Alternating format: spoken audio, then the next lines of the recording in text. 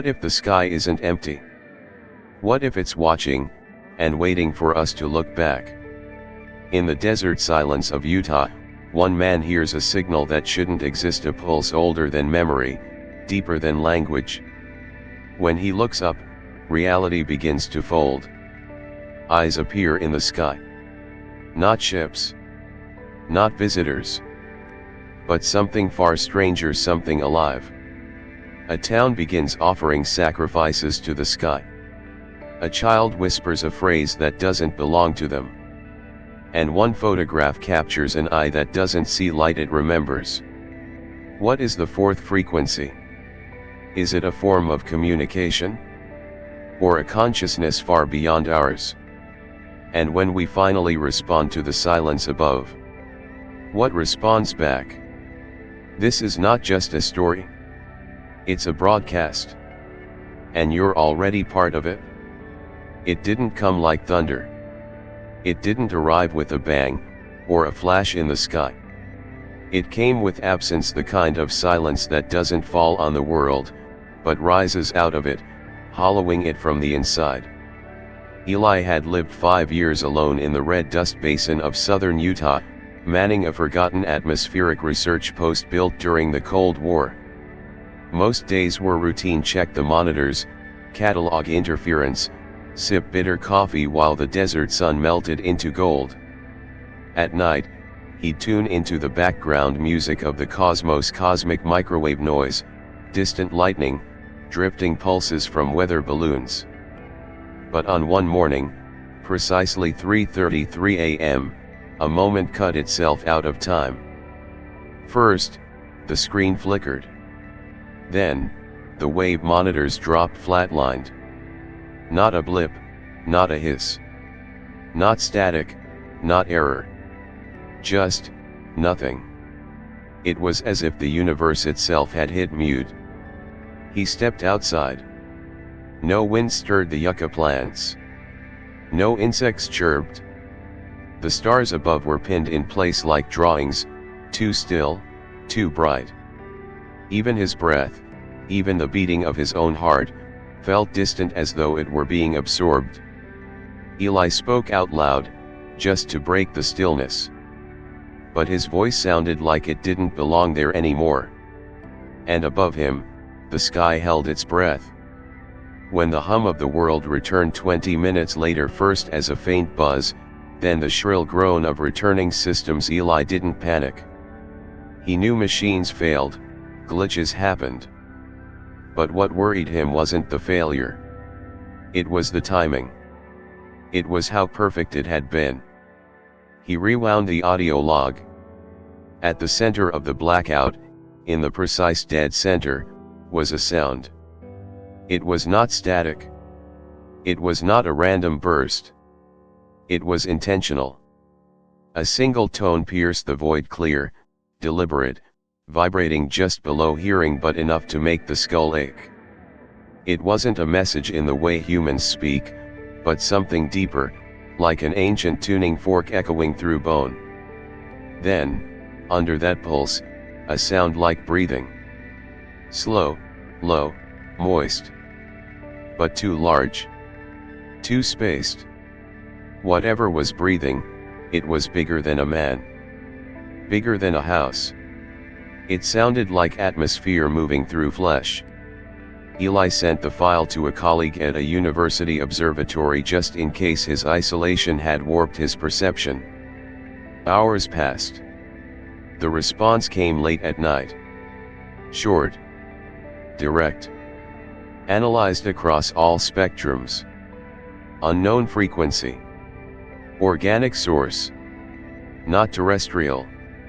Eli stared at the words. His hands trembled slightly, not from fear, but from recognition, some buried instinct that understood what logic refused to accept.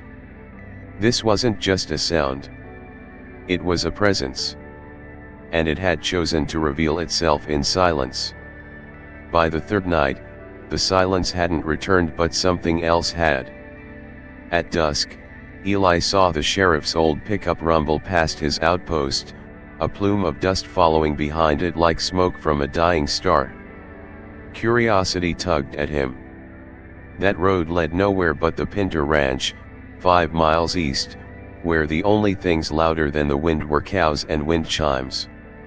The next morning, he heard the news on the emergency band: livestock fatality. Unusual cause. One subject. No details. But the voice that delivered it sounded disturbed. He drove out. The cow lay in the middle of a dry arroyo like a doll dropped by a careless child. Its body wasn't torn or mauled. It was flat as if crushed not from impact, but from pressure, a slow, vertical force that had pressed it straight into the earth without a trace of violence. Bones pulverized. Organs, missing. There were no tracks. No drag marks. No predator signs. Around the body, the red desert soil had turned gray, as if something had leached the life from it. Eli crouched beside the cow and looked upward, instinctively. The sky above was clear. Blue. Innocent. But it felt staged. Too pristine. Like a painting hung to distract from what might be behind it. And then he remembered the pulse. The breath. He returned to his cabin, rewound the tape, and listened again. The moment the cow must have died 3:33 a.m. a faint echo layered itself under the main pulse. A second tone. Lower. Deeper. Hungrier. He shut his eyes. For a second, he saw an image, not a picture, but a presence, projected into the back of his mind. An eye. Immense, unblinking, lidless. It didn't look at him, it looked through him. Somewhere inside, Eli knew the truth. He wasn't just listening to something. It was listening back. That night, as the moon hung low like a coin on the edge of a slot, she arrived. A dust-coated SUV, its lights dimmed to nothing, rolled up to Eli's cabin. From it stepped a woman tall, with a black coat too heavy for desert weather and boots that made no sound on gravel. Her name was Mara, or so she claimed. "I'm with a private SETI branch," she said smoothly. "We've been tracking anomalous frequencies across the Four Corners region. Yours pinged our system. May I come in?" She didn't wait for an answer. Inside, she studied his equipment without speaking. Her movements were methodical, almost rehearsed. When she spoke again, it was quiet, reverent. "You caught the fourth frequency, didn't you?" Eli frowned. "What's that?" She turned to him. "There are 3 known cosmic background layers. The fourth is unclassified. Not natural. Not artificial. Something that exists between perception and signal." He asked her how she knew. She smiled, but it didn't touch her eyes. And then he noticed it. In the glass of the darkened window behind her, where both their reflections should have been, only his was visible. Hers was missing. Not blurred, not faint. Just gone. As if the glass couldn't hold her shape. His pulse quickened. He stared longer. She blinked. But not horizontally. Vertically. She didn't seem to notice his growing fear. Instead, she gently placed a small metal drive on his desk. "Don't try to decode this," she said, standing to leave. "It's not meant for human minds. Just listen." When she left, the air felt colder. The lights flickered as the silence pressed inward again, curling at the edges of his thoughts like smoke made of static. He picked up the drive, heart pounding. What was she? And more importantly, what had she brought with her? There was no wind. No dust brushing the windows. No sound beyond the slow creak of silence thickening around the cabin like a veil.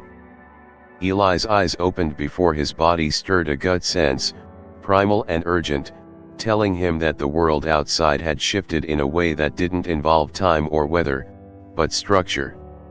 The door was open. Cold air drifted in, not the chill of night, but the kind that comes when something vast and wrong brushes against reality. He stepped outside. Mara stood barefoot in the desert, a dark silhouette against a sky too clean to be real. Her arms hung loose, her back slightly arched, her head tilted upward as if drawn towards something magnetic and ancient. She didn't blink. She didn't breathe. Her skin looked pale even in the darkness, as though drained. Eli called her name, once. Then again, louder. No response. He hesitated, heart racing, and looked where she was looking. The stars above, once fixed in their ancient dance, were now receding, bending away from a central void. Not vanishing, but rearranging, forming something that wasn't there before. It wasn't a craft. It wasn't light. It was a shape that didn't belong, something that was never meant to be perceived from this side of existence. A mass, vast and folded inward, began to unfurl, piece by impossible piece, like origami built from shadow and starlight, expanding without moving. It didn't enter the sky. It revealed that it had always been there. There was no flash. No roar. Just a wrongness, pure and silent, as if the fabric of space was being pulled gently apart to let an eye blink open. Not to see, but to be seen. And in that moment, Eli knew. Mara had looked too long. And now, whatever she saw was looking back through her. She did not die. But she wasn't alive in the same way anymore. Eli carried her inside, her limbs limp, her lips parted just slightly. Her eyes stayed wide, dry, unmoving, endlessly fixed on something no longer visible. It wasn't shock. It was connection. Something had entered through that gaze and remained behind. When morning light bled through the shutters, Mara spoke. Just once. Then again. And again. Same words. Same voice. No change in rhythm. It sees what sees it. The words were not a warning. They were a fact. And every time she said them, they echoed deeper, like a mantra etched into the bones of the air. Eli stopped sleeping. His hands began to shake. The cabin felt smaller by the hour, as if walls were bending inward, slowly being swallowed from the outside. The sky no longer looked like sky, it looked like a surface stretched thin over something immense, waiting to rupture. He acted without thinking. First, he boarded the windows with black canvas, nailed every edge until no light or reflection could get in. Then he burned his equipment, the cameras, lenses, scopes, anything that might reflect what wasn't meant to be seen. He turned off all screens. Shut down power. And then, the drawings began. He didn't draw what he saw, he drew what he felt. First, the eye, vast, lidless, without iris, floating in negative space. Then came the spirals. Endless spirals, feeding into each other. Not chaotic, but too perfect, like blueprints of something not designed by human minds. Each page was more frenzied than the last. Some lines shook. Some bled from the pen. The journal became a catalogue of madness, or a map of understanding. He no longer knew which. Mara sat in the same chair all day, whispering. Her voice, constant. Her eyes, never blinking. And though she didn't move, Eli felt her watching him. Or rather, something inside her watching through her, using her as a mirror to observe what remained human. And that phrase, it sees what sees it, no longer felt like fear. It felt like law. Like a natural truth. To look into the unknown is not free. To observe the unobservable is an invitation.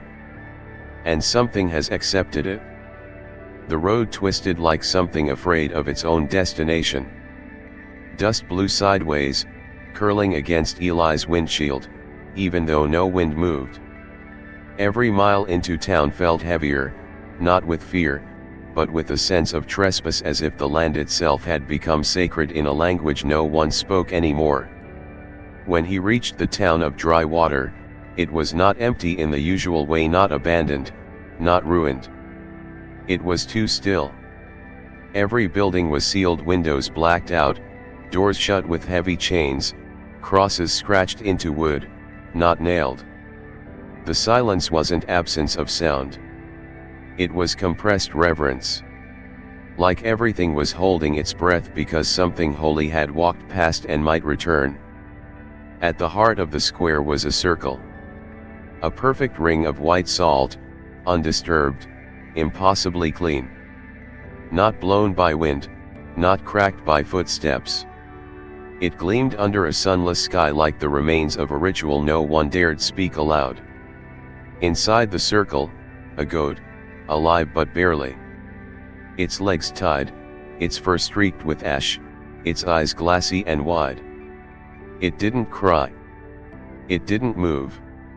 It just trembled, slowly, rhythmically, like it had been doing so for hours, or days, or longer. Above the circle, the sky was not dark, not bright. It was a dull, throbbing gray, as if something behind the sky were breathing through it, each slow inhale pushing a pulse of pressure onto the town like an invisible weight. The clouds were gone. The sun was gone. The void was not just above, it was in the air, in the bones, in the spaces between thoughts. Eli stepped back from the circle. Not out of fear, but because some part of him recognized the setup, the placement, the meaning. It wasn't a trap. It was an offering. Not for protection. Not for communication. But for appeasement. The church was the only door left unlocked. Inside, the walls were stripped bare. No crucifixes. No saints. No stained glass. Just empty stone and the smell of burning myrrh, old, stale, and somehow wet. In the back pew, hunched in a robe that had once been white but now wore the color of forgotten bones, sat a man with a beard like unraveling thread. He didn't turn to look at Eli. He simply said, without breath, "It only descends when we look." The man's name was Father Jonas. His voice wasn't mad, but hollow. Not broken, but stretched thin over something ancient. His eyes, when he finally raised them, held no light, not blind, but as though the world behind them had faded long ago. "It doesn't come for messages," he continued. "It doesn't speak. It's not here to save or destroy. It waits. And when we lift our heads, it opens." He tapped his temple. "It opens us." He produced a faded photograph, protected in a cracked plastic sleeve. It showed the same square Eli had just stood in. Dated 1961. The same circle of salt. No goat. Just a child standing in the center. Looking up. A blur in the sky, something massive, almost transparent, folded in angles no human mind should understand. And on the edge of the photo, tiny but clear, was the same pulse wave pattern Eli had recorded. Jonas whispered, as if to the memory itself. "It's not new. Just forgotten." He told Eli that the town had seen the sky blink once before. The people remembered, not in stories, but in rituals, inherited gestures passed down through silence. The town stopped using mirrors. Stopped looking at stars. When satellites came, they built signal jammers. When planes flew overhead, they prayed. "It feeds on reverence," Jonas said. Not belief. Reverence. That sacred kind of fear that makes knees touch stone and lips go still. You don't have to love it. You just have to know it's more. When Eli asked why they offered animals, Jonas smiled, weakly. Because eventually, one of us will look too long. And then, we owe it something. There was no sermon. No call to faith. Just the quiet truth that the town had made peace with something incomprehensible, by treating it like a god. Not because it was divine, but because that was the only language humans had left to survive it. Each passing night, Eli felt himself changing less like an observer, more like an instrument inside an experiment he could no longer control. After everything Jonas had revealed, after Mara's endless whisper and the oppressive silence in the sky, Eli realized that nothing would end unless he forced it to reveal itself. But he also understood to look directly at it was to invite it inside. So he decided to see, without seeing. He built a box, a lead-lined container, thick like the shell of a forgotten relic, with a vintage analog camera mounted inside. No lens, no screen, no way to aim by eye. Just a manual shutter connected to a pull string, set from a safe distance. He aimed it at the same stretch of sky where the stars had folded, where Mara had frozen, where the air still felt thinner, like something larger had once touched the atmosphere. At exactly 3:33 a.m., the shutter snapped. A quiet click, no louder than a falling leaf. But a second later, the box began to tremble. Not shake, tremble. From inside the metal came a low, grinding hum, like something alive was waking up, confused, angry, trapped. The sound didn't grow louder, but deeper. It thickened in the air, crawling into his ears, down his throat, into the nerves of his teeth and spine. The box screamed, but not with sound, with vibration, with wrongness. The next day, he opened it. The film had developed. No stars. No clouds. No patterns. Just an eye. So massive it filled the frame, so featureless it refused all biology. No pupil. No iris. No sense of front or back. Just a perfect white void, ringed in soft haze, staring from the center of the image like a hole in reality. But the terror wasn't in what he saw. It was in what he felt. Looking into that photo was like looking through something like a mirror that reflected not his face, but his mind. And behind that mirror, something was watching back, not with vision, but with awareness. Not judging. Not angry. Not curious. Just there. Present. Absolute. And awake. Reality began to fold like damp paper. That afternoon, the clouds on the western horizon slowed not in wind, but in time. Then, instead of drifting outward as clouds should, they curled inward, forming spirals that did not rotate but compressed, tightening around a single invisible point above the valley. They didn't form a storm. They didn't form a pattern. They formed an opening.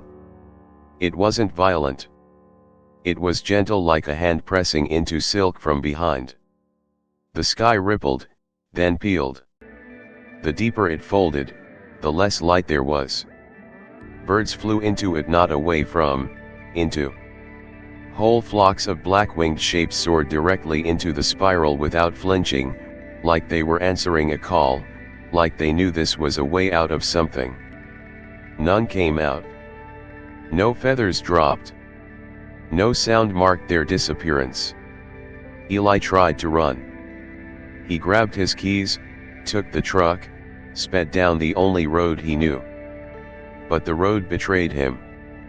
No matter which direction he turned, it always brought him back. Same rusted sign, same dead tree, same cracked highway line. The horizon stretched like a loop, folding back on itself. Space wasn't expanding. It was closing. He left the truck, stumbled into the dust, breathing too fast, heart sinking with something beneath the earth. He couldn't explain it, not wind, not quake, but a rhythm. A pulse. Not in the ground, but in the air itself. His body started to tremble, not from fear, but from resonance. As if his cells were being retuned. As if something deep inside him remembered a frequency that human evolution had long forgotten. And far above, the spiral deepened. Not falling, not diving, but becoming. The sky was not sky anymore. It was a lid being lifted. And beneath that lid was something breathing, something timeless and immense. It wasn't looking down. It was already inside. The town had changed again. Not in shape, but in presence. Something in the air had grown denser, harder to breathe, like the space between atoms had tightened, thickened with intention. Eli stepped past the same buildings he saw before, but this time, there was no effort to hide. The windows were open. Doors stood ajar. The people stood in the streets, unmoving, each facing the square like worshippers caught mid-prayer. Their eyes were wide, glassy. Their bodies swayed gently, all in the same rhythm, as if pulled by the same silent tide. Their mouths moved. But what came out wasn't language. It was the pulse. That low, vibrating tone, not spoken, not sung, it resonated from within them, as if they were not speaking it, but transmitting it. The salt circle still sat in the center, but this time, the figure inside was smaller. A child. No more than 7, maybe 8. Kneeling. Head bowed. Tiny hands placed gently in their lap. Not crying. Not afraid. Just, waiting. Eli froze. He understood then that this was not punishment. Not a sacrifice in desperation. This was ritual. And the people who stood around the circle, eyes vacant and hands clasped, were not acting from fear. They were performing a duty, old and silent, passed down not in stories but in instinct, the kind that lives in blood deeper than memory. The pulse grew louder. The sky above the square no longer had stars, only a dim swirl of dull silver, like smoke trapped in glass. The buildings leaned inward. Shadows twisted unnaturally, bending toward the child like reaching fingers. Eli stepped forward. No one stopped him. Not a single head turned. It was as if they had become furniture in a sacred room, placeholders in a forgotten church. He crossed the salt ring. As his foot touched the edge, he felt a pressure in his chest like a vacuum pulling at his lungs from the inside. The moment he broke the circle, everything shifted. The silence exploded. But it wasn't real sound. It was sensation. Screams with no throats. Static with no electricity. Thunder without clouds. An orchestra of forgotten frequencies crashing into each other, ripping through the air like metal torn in slow motion. Light blinked in unnatural pulses, not from the sky, but from behind the eyes of the townsfolk. Their mouths opened wider, dislocating, the pulse roaring out from deep within, vibrating the stones beneath his feet. Still, they did not move. He reached the child, scooped them into his arms. The pulse slammed through his body like heat. His vision blurred. The sky opened, not wider, but deeper, as if behind the clouds was not space, but a void shaped like hunger. He ran. The silence chased. The pulse followed. And the sky, for the first time, watched him run. There was no more sleep after that, only collapse.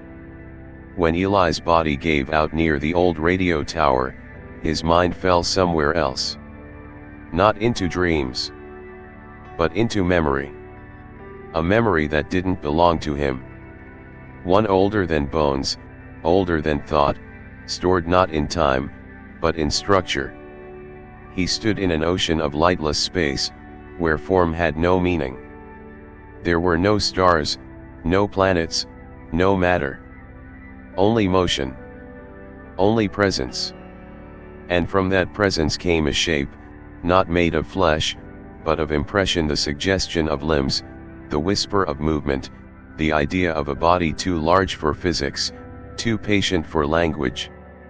It was not a god. It was not a beast. It was a recording. A biological archive of what came before existence as humans know it. It collected awareness. It gathered the weight of fear, the chemistry of awe, the blueprint of reverence. It did not feed in the way animals feed. It absorbed like memory, cataloging the vibrations of attention, storing every second of being seen. Every glance upward became a transaction. A trade. Eli saw the world from its perspective. Not as a man, but as a signal. A flicker. A pattern of thought briefly lit against the cold skin of space. He saw himself not as a body, but as a song, short and soft. He was a frequency now small, unique, beautiful in the way dying stars are beautiful. And it heard him.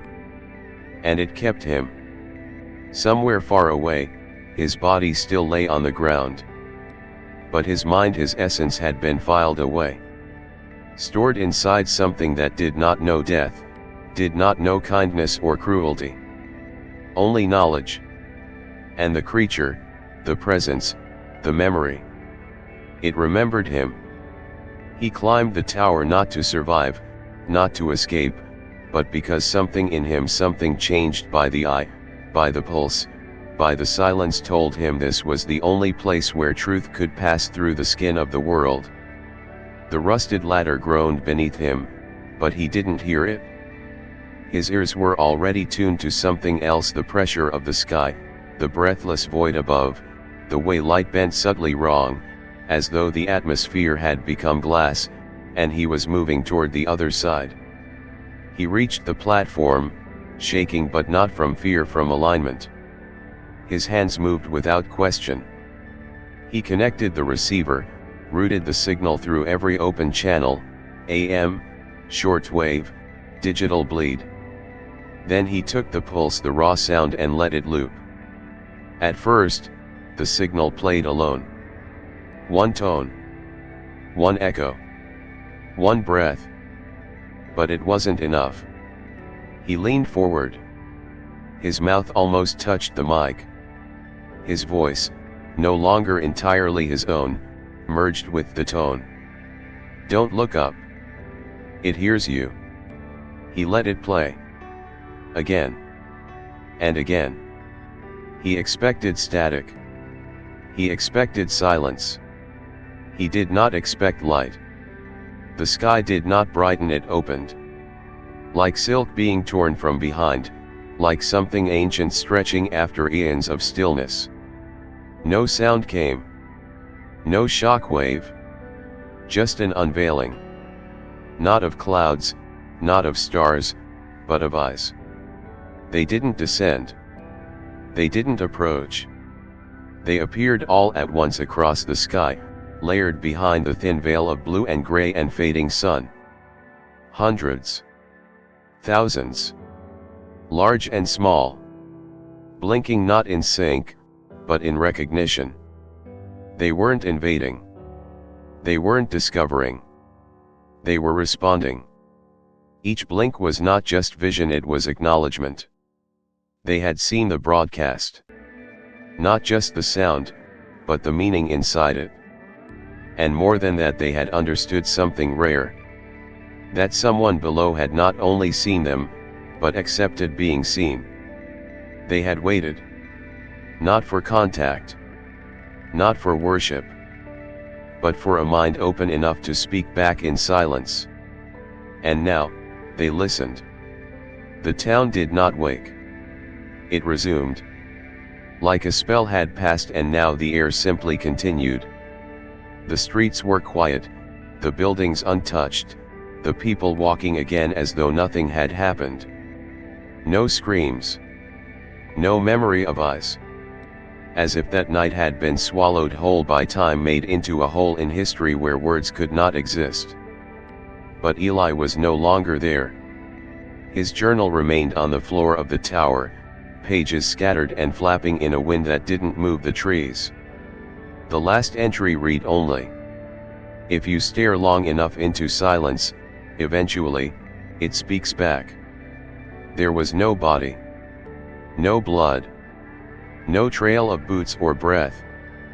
But from the tower's base, a trail of salt began, too fine to be natural, too clean to be random. It wound carefully through the dry brush, around twisted rocks, across the flats of dust, leading away from the town and into the desert's edge, where the horizon melted into sky like ink into water. No one followed the trail. No one dared. But something did. At the base of the tower sat the child. No longer afraid.